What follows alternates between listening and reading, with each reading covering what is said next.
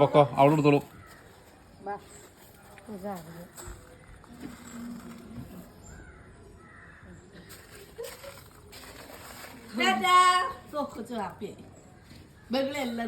എല്ലാവരോടും തിന്നു.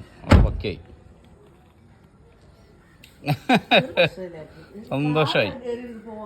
എങ്കിൽ പിന്നെ ഞാൻ ഇത് എന്നാ ചാവി ഇതും കൂടി കൊണ്ടുപോക്കോ. പൊക്കോ, ചാവി എന്നാ കൊണ്ടുപോക്കോ. നോക്കി തുറക്കണേ.